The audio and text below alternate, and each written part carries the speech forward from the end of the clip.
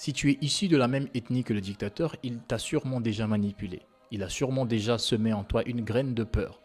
Une graine qui te pousse à croire que le jour où le dictateur tombera, les autres ethnies viendront se venger de toi.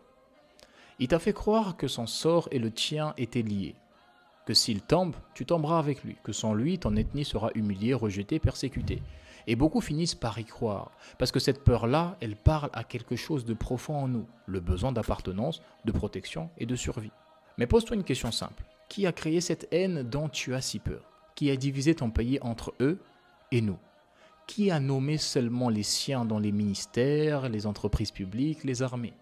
Qui a fait de ton nom une carte d'accès à la fonction publique et du leur une barrière invisible?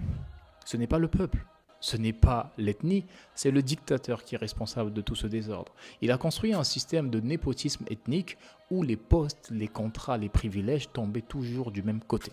Et pendant qu'ils nourrissaient ta peur, ils nourrissaient leur colère à eux. Alors, aujourd'hui, quand il te dit « sans moi, ils te massacreront », pose-toi une seule question. Et si c'était lui qui avait tout fait pour que cette haine existe? C'est une stratégie vieille comme le pouvoir. Diviser pour mieux régner. On la connaît tous de Machiavel. Il faut créer une fracture ethnique si profonde que plus personne n'ose renverser le régime, par peur que tout explose. Et cette peur-là, c'est son arme la plus puissante, parce qu'elle transforme les innocents en complices et les victimes en gardiens du système. Mais soyons honnêtes, la haine que les autres ethnies ressentent n'est pas née du vide. Elle est née de la frustration, elle est née de l'humiliation de voir les mêmes familles occuper les mêmes postes, de voir le mérite remplacé par le non, le travail remplacé par la loyauté clanique. Alors oui, cette rancune existe, mais ce n'est pas une raison pour la laisser nous consumer. Parce qu'elle ne doit pas devenir une vengeance, elle doit devenir une justice. Un peuple libre ne se venge pas. Il rétablit l'équilibre, il juge les coupables, pas les ethnies. Il reconstruit la confiance, pas la peur.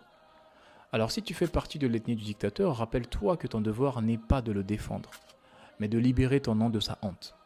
Parce que le jour où il tombera, tu ne voudras pas tomber avec lui. Alors ne le défends pas inutilement. Car l'histoire est impitoyable. Les dictateurs passent, mais les peuples restent. Et toi, tu resteras. Alors tu dois savoir de quel côté de l'histoire tu veux être. À méditer.